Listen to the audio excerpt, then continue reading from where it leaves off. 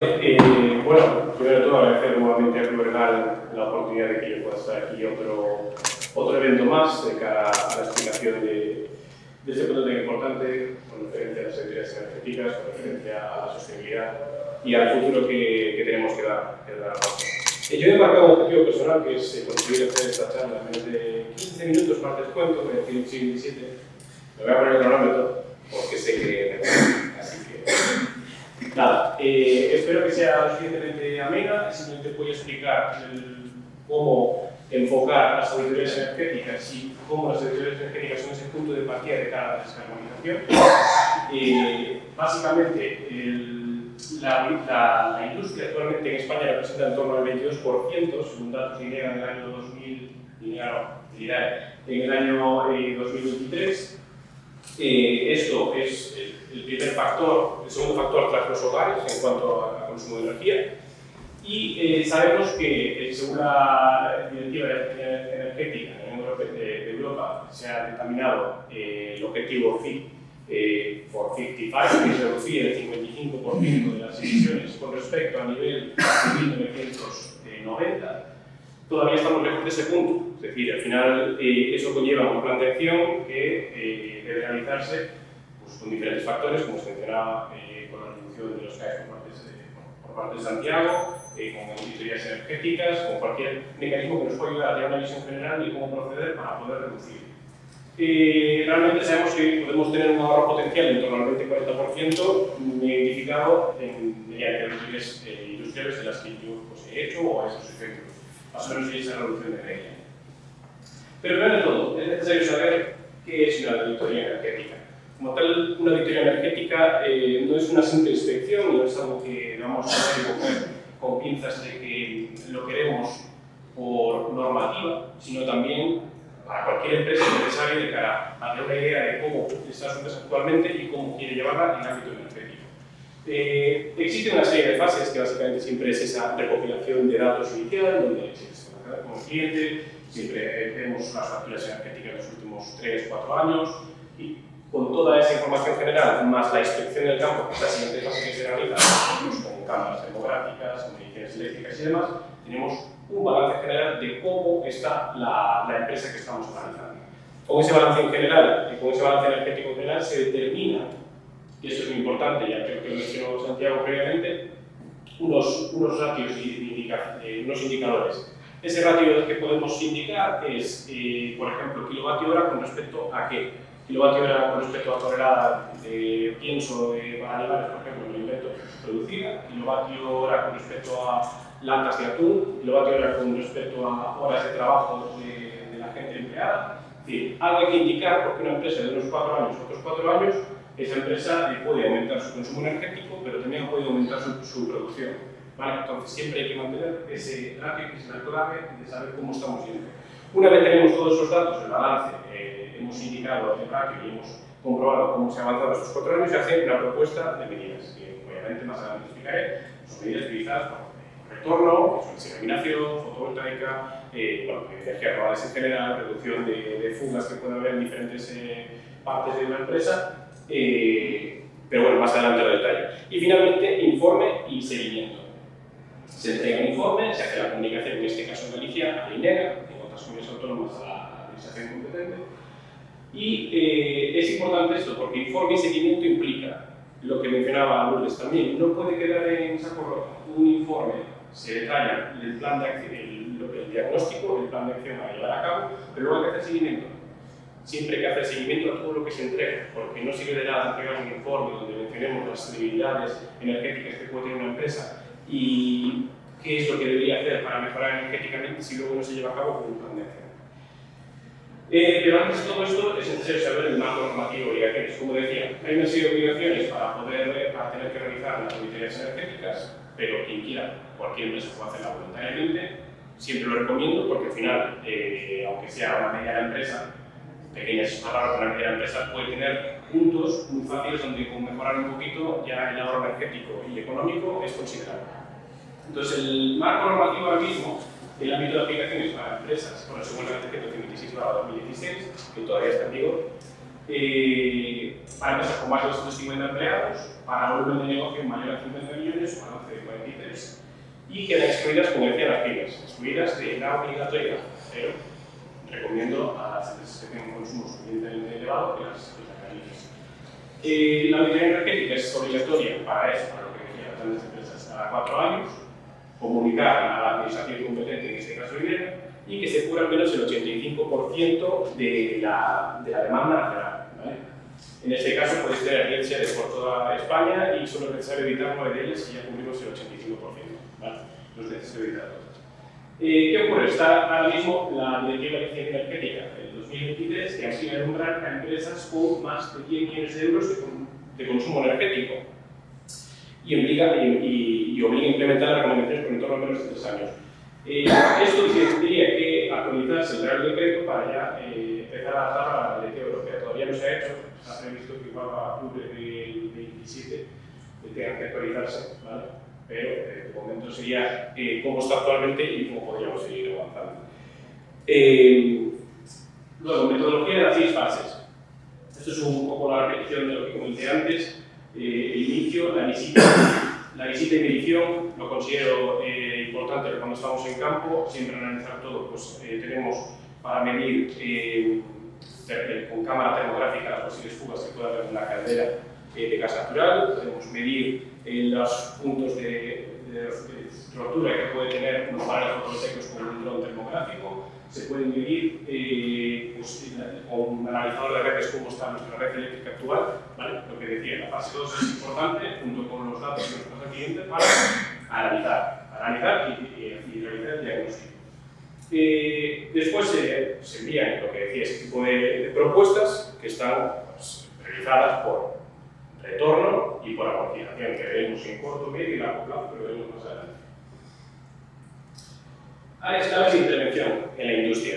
Siempre tenemos, o prácticamente siempre diría que son esas 6 grandes claves en función de la tipología de nuestra industria, pero siempre es el ámbito eléctrico con mejorar, por ejemplo, los grandes motores que puede tener una industria, con variadores de frecuencia, factor de potencia si tenemos demasiada energía reactiva, para haber un ahorro considerable, en torno al 15-30%. ¿Vale?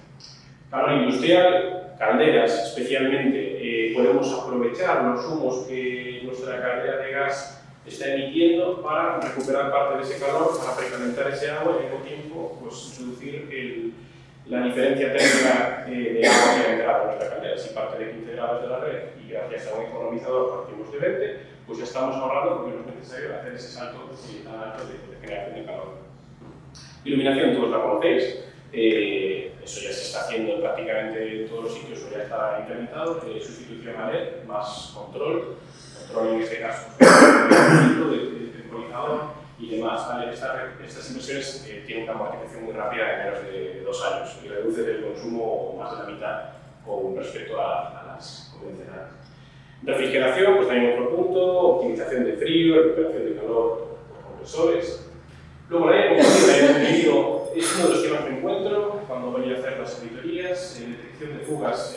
Una gran parte de las instalaciones de comprimir pues tienen pequeñas fugas que a lo largo del año son muchos kilómetros hora, que a lo largo del año son muchos euros, y también hay que analizar dónde se está fugando ese aire que luego acaba siendo energía y detallarlo.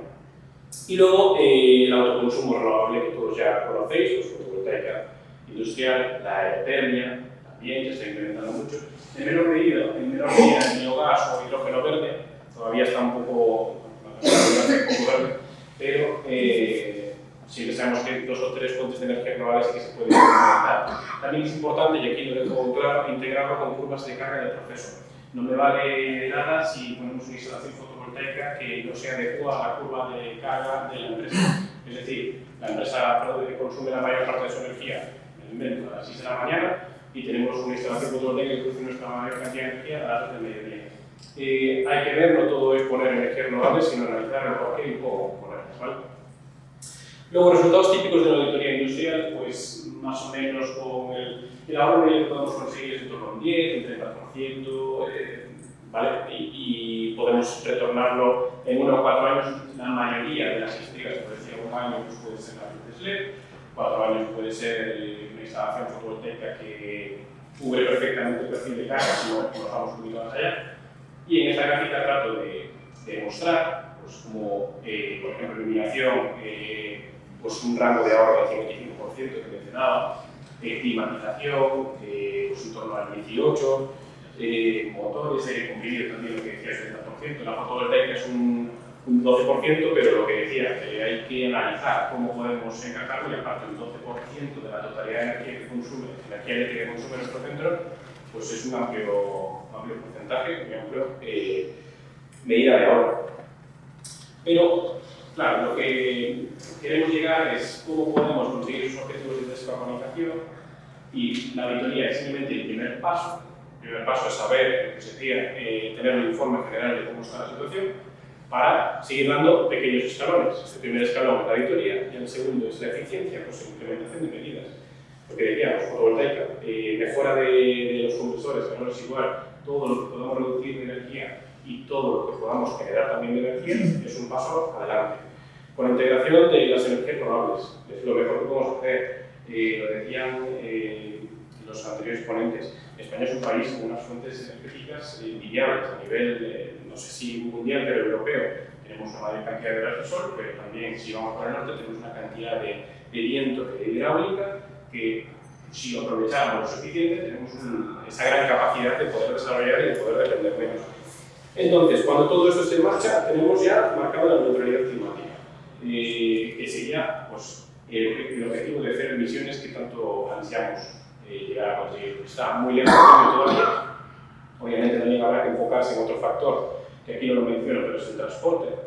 El transporte es donde estamos todavía cojeando, por así decirlo, y a la hora de que vayamos modificando y cambiando nuestra flota a vehículos eléctricos, que ya ahora se están empezando a realizar, pues ya sí conseguiremos un ahorro muchísimo más significativo, y aquí es donde la mayor parte de combustibles fósiles los tenemos que consumir.